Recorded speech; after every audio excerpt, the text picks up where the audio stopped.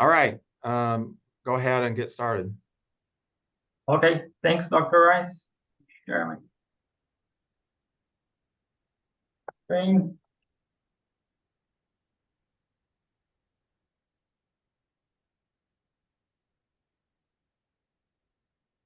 So everyone can see? We can see. Thanks. So first of all, I'd like to thanks USDA, USU, and everyone at the RAIN project. Has been a pleasure, and it's a pleasure to have this opportunity. So the title of my presentation is Soil Physical Properties in the Southern Great Plains under Intensified Two Crop Systems. So for introduction, it's well known that the winter wheat monoculture is the main cropping system in the Southern Great Plains, and the fallow it can produce some problems actually. Many producers they aim of with the fallow this continuous fallow system, continuous wheat and fallow system is replenish the soil profile with moisture, but some papers, some research has shown that this system has low precipitation storage efficiency, and you can have a low sunlight allocation as well. It's a waste of energy, waste of sunlight, and the soil can be more susceptible to higher soil erosion and degradation. But the question is, so the intensification of how can the intensification affect the soil physical properties? And the idea is, instead of using fallow, we use a cover crop or even a cash crop. So we are increasing, the idea is increase the residue and also the roots. Sometimes it's hard to split or understand which one of it's affecting more the results. But both of them can the potential to increase this organic matter, and this organic matter finally will produce a better soil, better aggregation, microporosity, hydraulic conductivity, water holding capacity, and reducing growth density. But also you can have another effects like direct effects of the residue, reducing temperature, reducing erosion, compaction, increasing microorganisms, and the roots as well, increasing the biopores formation, increasing the phase set, especially for preferential flow, increasing gas diffusion, This is not the completely picture, just some ideas, some insights that I was pointing. It also can improve the microorganisms, and also this can, especially the microorganisms, is not my objective here, but it can in a virtuous cycle can improve the organic matter and these soil properties. But this is an ideal world, and we know that sometimes when we increase when we intensify the cropping systems, we have some constraints. So what can constrain the effect of this crop intensification of the soil? So when you use a crop instead of fallow, so some points that I would like to stress. So we can see some depletion in moisture because of course these plants will use water, nutrient immobilization, not just nitrogen, phosphorus can be other nitrogens, not other nutrients. A little petty, pest, disease, weeds, and proper seed placement. All of this can lead in reducing and impair the crop growth, the subsequent crop growth. And also, so this can offset the improvement we have in this biomass production by the cover crop or the cash crop instead of fallow, but can offset. But also all these side effects can depend on soil and weather of the crop themselves. So the challenge is develop cropping systems that are suitable to the regional soil, weather, climate. So the hypothesis is the intensification of the cropping systems improve the soil physical properties in the southern Great Plains, with the objective of evaluate after 4 years of implementation. This is a 5 year cycle, these cropping systems. I have evaluated after the 4th year the effect of intensifying cropping and soil physical properties. So moving to the methodology, so the trial was carried out in El Reno, USDA research station. So here's the station and where the trial has been carried out. The soil is a Brewer clay loam. It's at the edge between silty clay loam and clay loam. Our results for 0 to 30 centimeters layer, it's the soil has 20% of sands, 50% of silt, and 30% of clay. The design it was a completely randomized design. The treatments, the full trial has 24 treatments, and we selected just 5 treatments that were with the aim just for grain. There are some forage and other approaches, other objectives, and other treatments. So we call them as CW4 seeds, continuous wheat for crops. 2 treatments, they are classified as intensive systems, one with 5 crops in 4 years, 6 crops in 4 years, and 2 treatments that they were called as intensive systems, well, one with 7 crops and the last one with 8 crops. So we have this nice incremental from 4 to 8. But it's not just that simple. There are some another, I would say, qualitative differences. Like we have like this long fallow period, and like this treatment is the only that has a triticale. The other treatments has sorghum or soybean as the extra crops instead of just wheat. I have evaluated in early November 2023. So that's the way that these treatments are displayed in the field. You can see there are many other plots that we have not evaluated.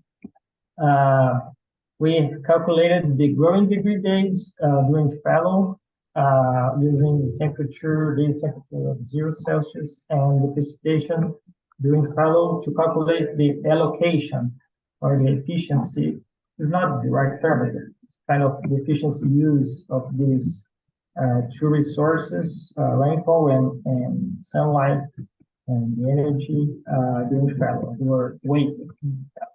So the assessments, the VAS score, visual evaluation of soil structure, and we use the VAS to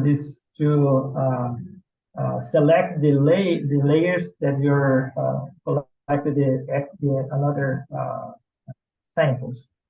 So the surface at the average was from 0 to 13 centimeters. There was no difference among treatments for the layer, or the depth of the layer, and subsurface. I call these layers as surface and subsurface from 13 to 13 centimeters. So collected undisturbed samples to evaluate the K-set, saturated hydraulic conductivity, and volumetric water content at -10 kilopascal, that many of us call field capacity, and bulk density.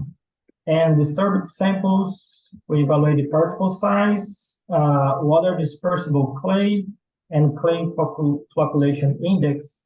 I won't show the water dispersible clay. I use just to calculate the CFI, or the population index. It's just the total clay divided by the water dispersible clay. It's as a more simple way. The idea was to identify some effect on aggregation that is actually splash. And also organic matter. And also, we use the remaining residue for each crop that USDA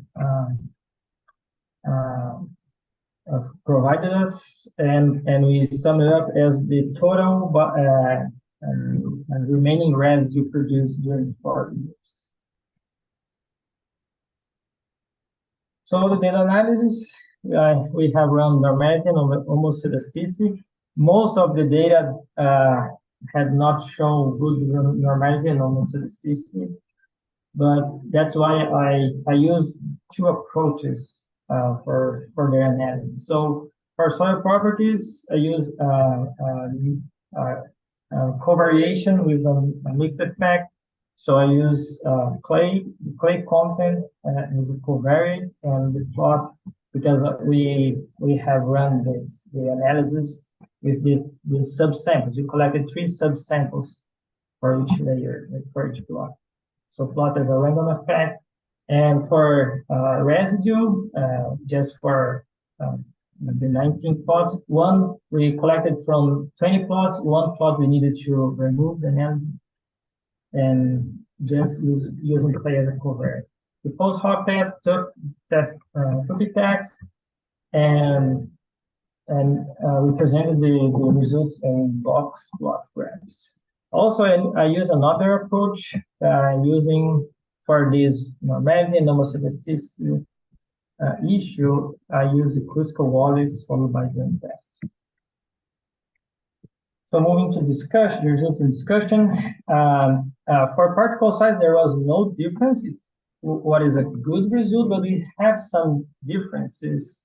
I'm showing this to justify the use of the clay as a covariate, and we have seen some differences in the it was really well spread, the percentage of clay, but the normal test, there was no difference.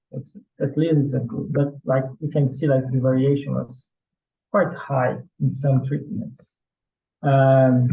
For growing degree days allocation, the more intense systems we have used more efficiently the energy, the sunlight, and reach this for these 2 last treatments, we reach around 90% of the growing degree days allocation.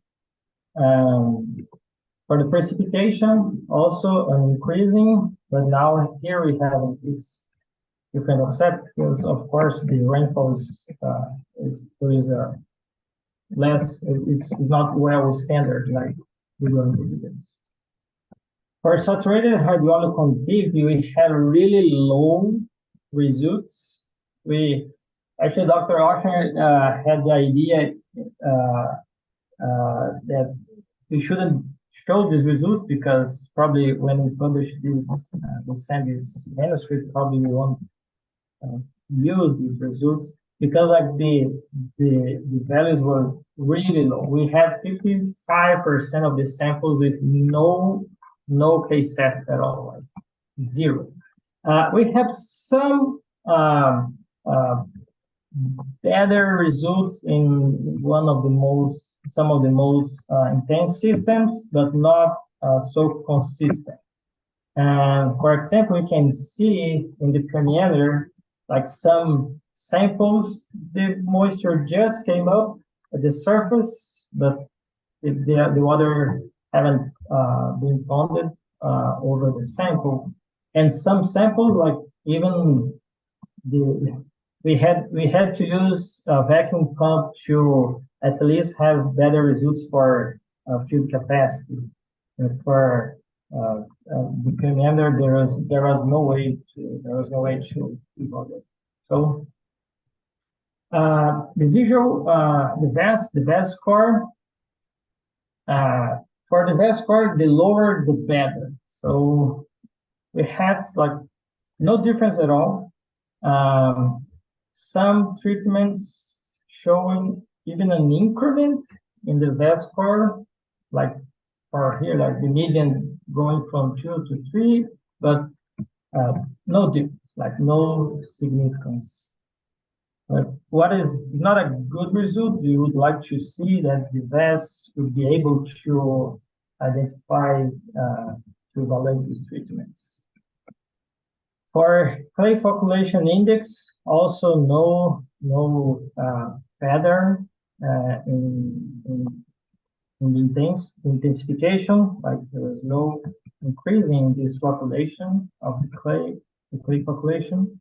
For volumetric water content, the fluid capacity,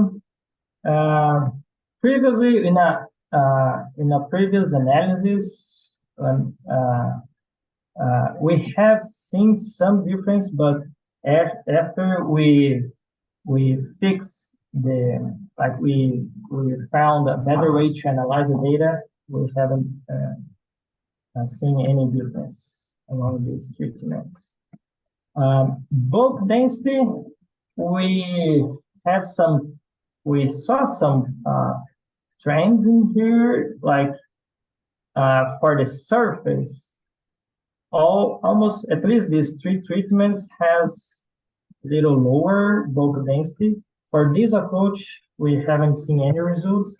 But when we see the Cusco-Wallis, we haven't seen any like a significance difference among between 2 treatments, and any contrast was significant.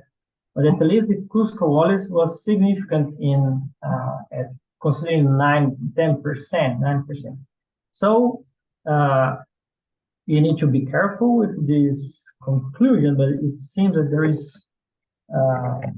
there is something going on. Like at least there is a trend, and I feel a little confident to say that, because for organic matter we have seen some, at least considering 10% of significance, we can see we were able to see some differences.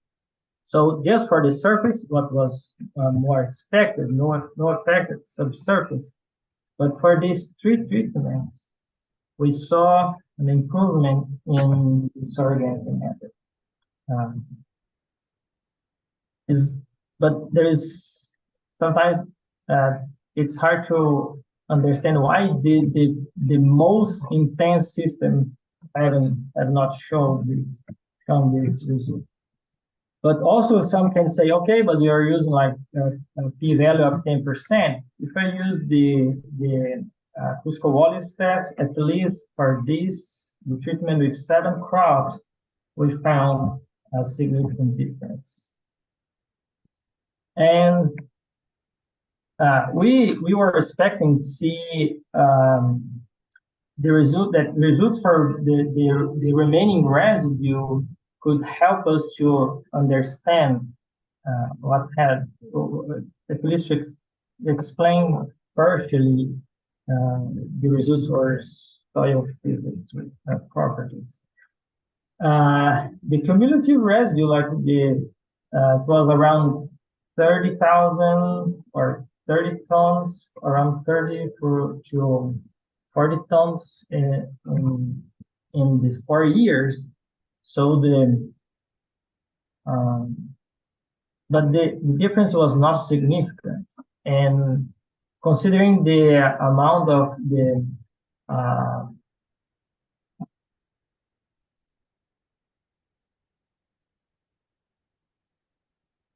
sorry, I'm trying to remove this bar. But the amount of residue produced per year was not so, like the difference among between any treatment, more intense treatment with the continuous heat was not so big, not so high. And considering that all treatments are under no tillage, it seemed that like there were some constraint in the residue production. I'll try to point some of these. So like you can see, the first weed, we shouldn't have seen any difference. I haven't analyzed statistically for every crop. I just compare the total. You can see, like at least for every year, like this, the second week, you can see maybe some impairment in this wheat production, at least not the production, the wheat residue affected by the previous crop, like the sorghum and soybean, can have maybe reduce the wheat biomass in here. Makes sense. Like you can, it's not uncommon. It's not uncommon.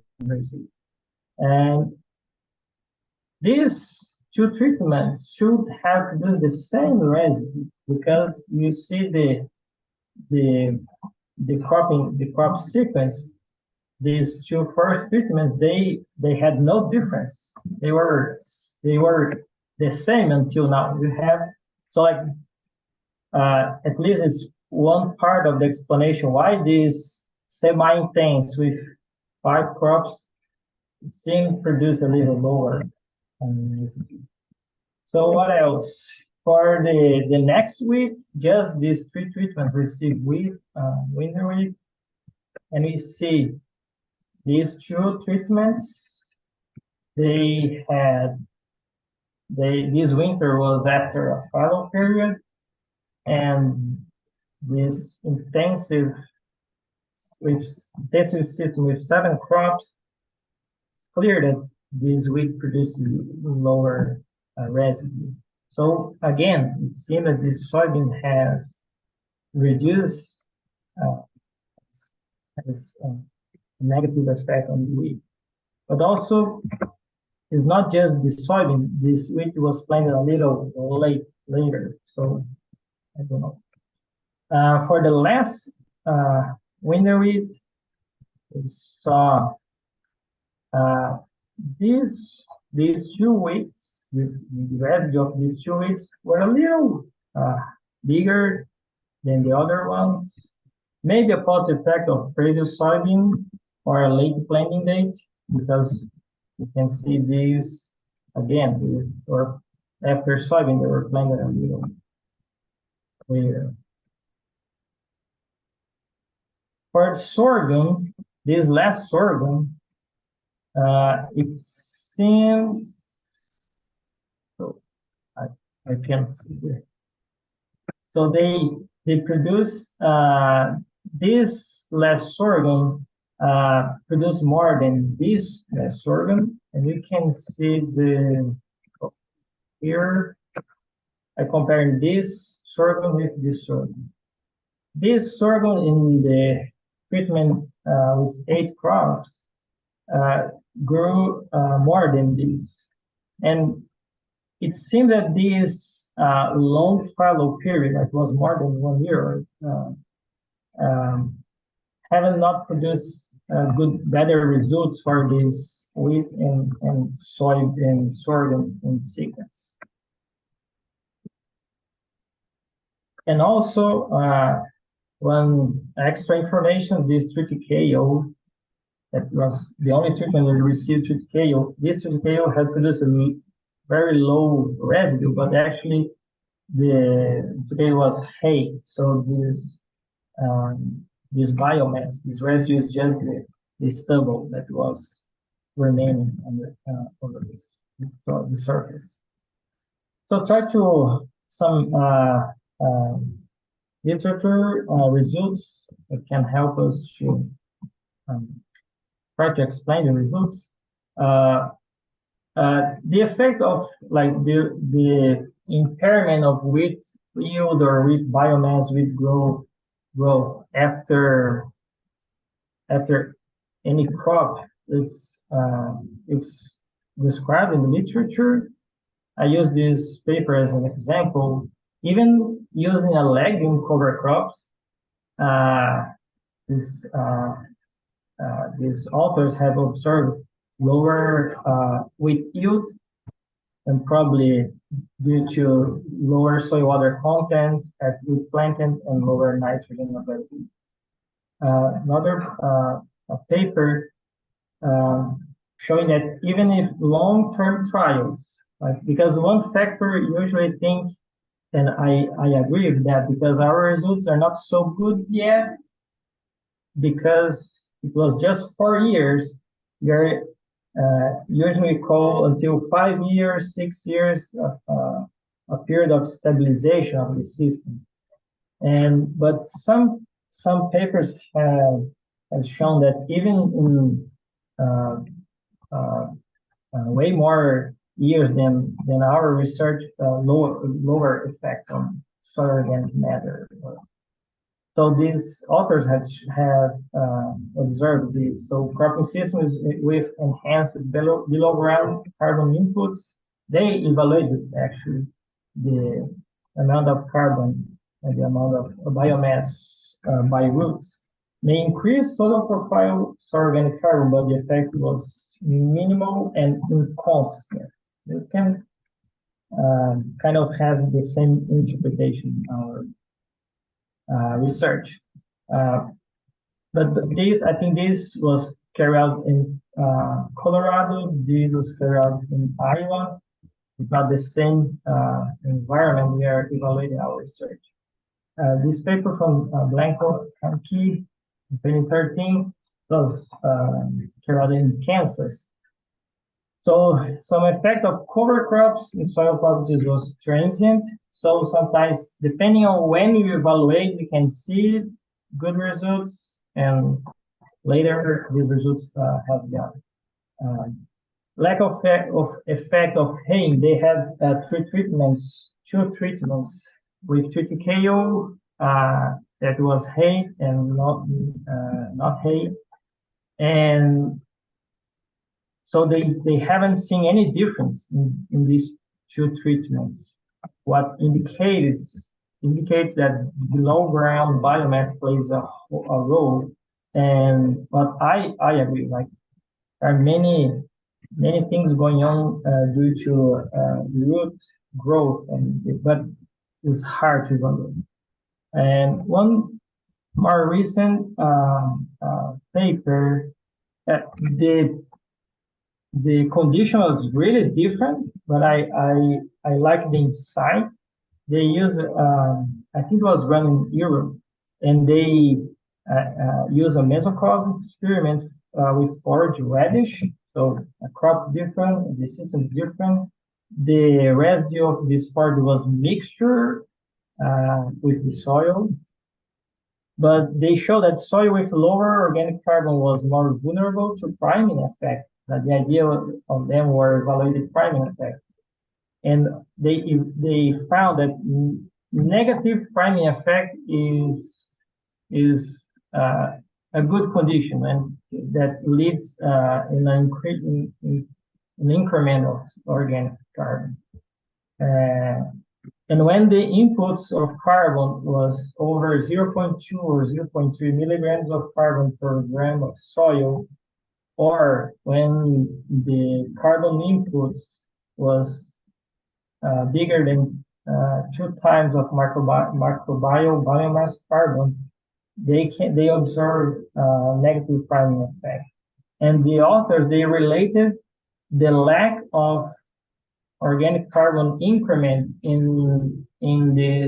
with the use of forage radish as a cover crop in their field trial was because the biomass production, the residue production on the field trial was lower than this threshold. And maybe if you remember the biomass graph, we saw that many of these crops in these more intense systems, we saw a lot of cropping failures.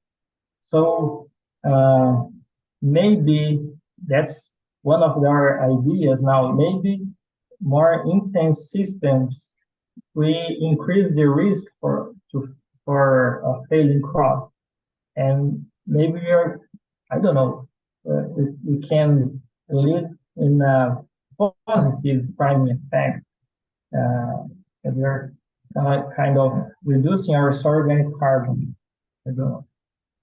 And that's we're moving to the end now. Some challenges or limitations in our research. The soil the soil has really this characteristic, this feature of having a really low hydraulic conductivity, it's very challenging to evaluate.